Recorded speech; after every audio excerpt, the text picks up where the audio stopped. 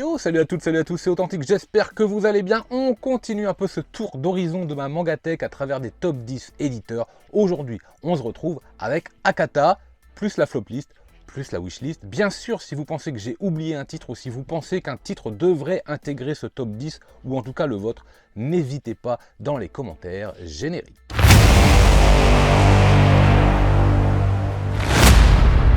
Et on attaque tout de suite avec un titre dans la collection What the Fuck en 6 tomes qui m'avait laissé un peu bouche bée parce que l'histoire, le trait, même le format était assez simple, petit format, vous allez le voir, mais pour une histoire qui d'un seul coup vous retournait un peu le cerveau, c'était glauque, c'était thriller, c'était assez angoissant, c'était cru, c'est pour public averti puisqu'on est dans la collection What the Fuck. Mine de rien, on passe un très bon moment de lecture avec ces personnages qui sont complètement pétés, où on craint pour sa survie, où on est vraiment avec les instincts à fleur de peau avec ce personnage qui est tellement dangereux. Je parle de Aime ton prochain qui est en 10e place, ça m'avait vraiment surpris. Il y a un petit côté Rensuke ou Shikiri dans le dessin, l'auteur du personnage ou encore de High Score Girl par exemple, et franchement, c'est pas déplaisant, c'est pas désagréable et ça renforce forcément l'attention et puis les moments de violence qui vous tombent dessus comme ça. 10e place pour Aime ton prochain, je peux vous conseiller si vous avez aimé le personnage par exemple.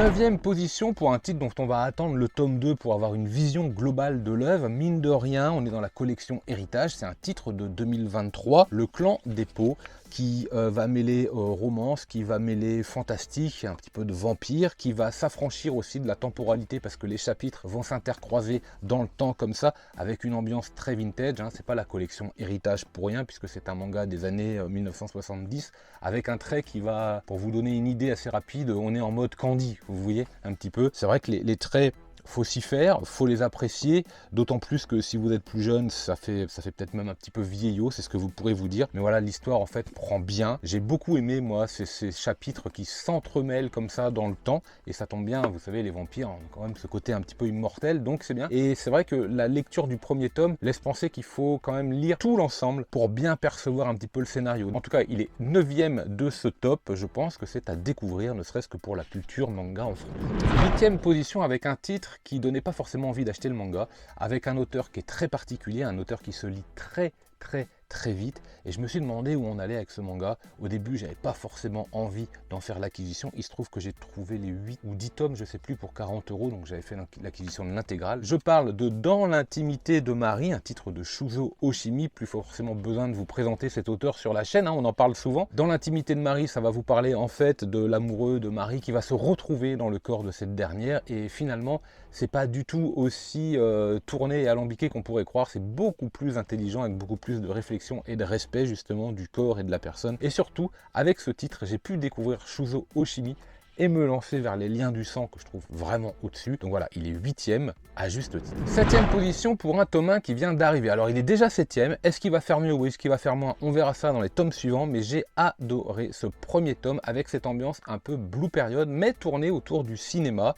avec notre héroïne qui est devenue veuve, qui se retrouve toute seule à 60 ans, donc personnage principal d'une soixantaine d'années dans les mangas, c'est quand même relativement rare, et qui d'un seul coup va se rappeler que son mari adorait le cinéma, adorait aller regarder des films. Finalement, c'est ce qu'elle va faire, et elle va faire la rencontre d'un jeune étudiant en école de cinéma et va décider de s'inscrire dans cette école pour réaliser un film.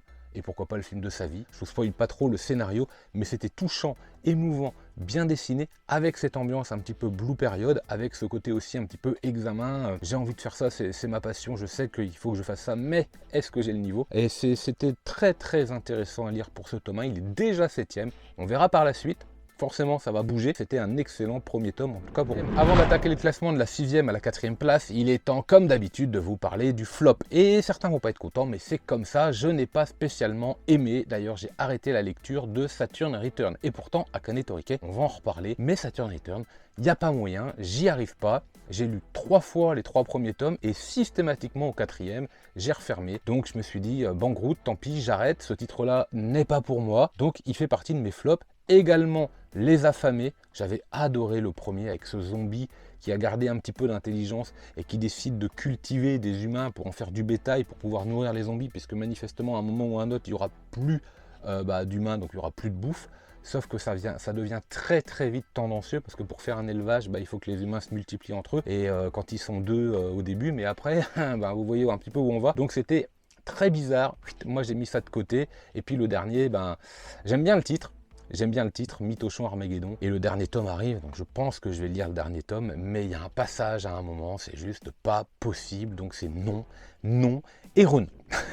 6e place pour un diptyque, un thriller très sympathique dont le titre dès le départ me donnait envie d'acquérir le manga Mon mari dort dans le congélateur en 2 tomes. Vous vous dites mais qu'est-ce qui se passe? Bon alors, Mon mari dort dans le congélateur, c'est clair que le mari il n'est pas en forme. Qui que quoi donc vous, comment ça se passe? C'est en 2 tomes, donc ça va aller assez vite. C'est un thriller bien mené. Actuellement, vous avez également Burn Down the House, mais il n'y a qu'un tome de paru, et même si j'ai trouvé très très bien, comme on a un fil conducteur et la fin d'un scénario, parce que c'est là on est sur du thriller, c'est pas comme Ocean Rush où on va suivre un petit peu les péripéties et les sentiments. Avec un thriller, il nous faut le final, il faut savoir comment ça se passe pour savoir si oui ou non le titre est bon. Là, c'est bien foutu. 6e place pour Mon mari dort dans le congélateur, avec des traits assez glaçants, assez froids. Il y a pas mal de blanc, mais c'est volontaire. Je pense que ça renforce un petit peu ce côté glacial et assez machiavélique, ou un peu fou, de notre héroïne. On sait plus trop. En tout cas, je vous laisse découvrir ce diptyque. Pareil, c'est pas très cher, 2 tomes, ça vaut le détour. Allez, de temps en temps, je triche un peu puisque je fais ce que je veux dans mes vidéos. Et en 5e position, je vous place 2 titres de la collection What the Fuck. Autrement dit, considérez que c'est la 5e place pour la collection What the Fuck et les mangas qui sont comme ça un petit peu barrés, bien pétés. Et j'avais envie de mettre en avant Ladyboy versus Yakuza et Bathtub Brother, qui sont 2 titres mais complètement dingos. Alors oui, Ladyboy versus Yakuza, c'est bien le titre. Et oui, Bathtub Brother, est-ce que vous voyez sur la cover, c'est aussi bien le titre, avec 2 frères qui se retrouvent dans une baignoire pour survivre à l'apocalypse d'un monde qui est englouti et il y a plein de requins autour d'eux. C'est n'importe quoi. Ladyboy versus Yakuza, c'est encore pire. Attention à ne pas mettre entre toutes les mains. Là aussi, c'est du what the fuck, c'est pour public averti. Les dessins font très bien le travail. C'est assez caricatural, assez grossier, voire vulgaire, mais ça marche bien puisque c'est exactement ça que le manga veut vous proposer. Donc oui, si vous voulez pas lire ça, lisez pas ça, bien sûr que non. Mais sinon, ça marche bien, on peut pas dire que c'est mal fait, c'est pas vrai. 5e place pour ces 2 titres, moi qui m'ont bien fait marrer en fait. 4e place, et justement, je venais de vous le dire, les thrillers, il faut vraiment aller au bout pour savoir si le titre vaut le coup ou non. Et là, que dire? Une vraie réussite du début à la fin. J'ai adoré. On est à moitié dans du what the fuck au niveau du scénario parce qu'il se passe des trucs, vous dites mais c'est pas possible, quoi. C'est pas possible. Mais on n'est pas trop là-dedans non plus parce que ça reste sérieux. Il y a un petit côté tranche de vie, teinté un peu de vengeance, d'enquête, de choses un peu glauques, mais surtout ça tourne autour d'un événement principal, une tempête qui a eu lieu, et Masaki Joji, franchement, avec Quand sonne la tempête, c'est délicieux. Délicieux. Alors là aussi, attention, c'est à pas mettre entre toutes les mains pour public averti. Il y a pas mal de vengeance, pas mal de désespoir, de société, mais pas forcément la société du côté heureux et j'ai plein de thunes. On est plutôt dans les milieux sombres, un peu mafieux de la nuit, avec règlement de compte. C'est bien tout du long. Voilà, ça c'est du thriller et du manga comme on aime. Un genre qui se doit d'être court, en 5 tomes. Le scénario, il a été pensé, on sent, même si sûrement il y a quelques ajustements, c'est très bon quand sonne la tempête. Allez, avant d'attaquer le top 3, il est temps de passer à ma wishlist. Et la wishlist, elle est, mais vous allez voir, éclectique à souhait. Déjà, un titre qui va arriver et dont je vais faire l'acquisition. Est-ce que vous savez de quoi ça parle? Je ne suis pas sûr, mais Confidence d'une prostituée, je l'ai coché depuis longtemps. Je crois qu'il aurait dû sortir avant la Japan. Finalement, il arrive là pour l'automne. C'est pas plus mal niveau budget, parce que vous vous rappelez du mois de juillet, hein? Vous vous rappelez? Bon, en tout cas, si vous l'avez lu, si vous savez de quoi ça parle, je compte sur vous pour m'inviter à me convaincre définitivement de faire le titre. Bien sûr, Prisonnier Riku, qui a l'air excellent également à lire. Beaucoup d'entre vous me parlent de ce titre, et là, dans le top 10, vous dites, mais il n'y a pas Prisonnier Riku. Eh ben non, je ne l'ai jamais lu, je ne l'ai pas. Profitez-en là aussi dans les commentaires. Et puis alors, un titre complètement pété, What the fuck, qui à chaque fois, à l'unanimité, ça a été un grand oui pour ceux ou celles d'ailleurs qui en ont fait la lecture, Desperate Housecat. A priori, c'est juste top. J'aimerais bien, moi, mettre la main sur le coffret ou sur le... Je crois qu'il y a un coffret.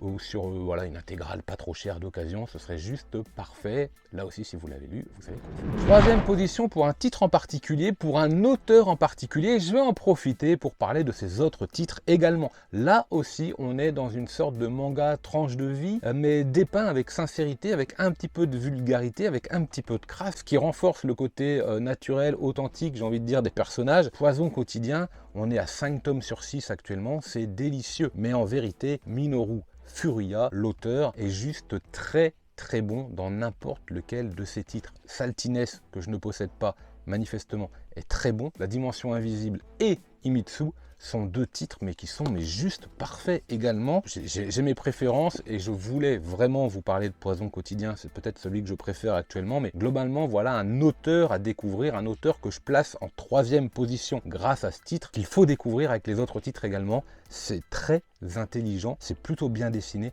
avec un humour fin, qui tombe de nulle part, qui est pile poil comme il faut, c'est un vrai rigolo. Seconde position, je vous en ai parlé dans mes flops, mais forcément elle fait aussi partie du top. Akane Torike ne pouvait pas ne pas faire partie de ce top, et ce sera avec En proie au silence, sûrement le meilleur titre de l'auteur à mes yeux. Ça va vous parler des violences conjugales, ça va vous parler de viol, ça va vous parler de grossesse, ça va vous parler de maltraitance, ça va vous parler de la place de la femme dans la société, de placer des choses selon les personnages. Voilà, c'est plutôt pas mal, les interactions sociales font qu'il se passe des choses, bonnes ou mauvaises, souvent mauvaises au départ, finalement pas que, c'est très très riche, et je crois qu'il y a quelques explications en fin de tome aussi également sur la naissance du titre, je sais plus, je crois j'avais lu un petit, ou alors c'était ailleurs, je sais plus trop, enfin en tout cas les dessins d'Akane Torike sont fins, parfois un peu blancs, mais ça reste très satisfaisant et très bon à lire, et surtout on met l'accent sur la personnalité des personnages, sur l'intelligence des interactions sociales, pour dénoncer des thèmes, mais je vous le dis de façon mais très maligne, ce qui renforce d'ailleurs le côté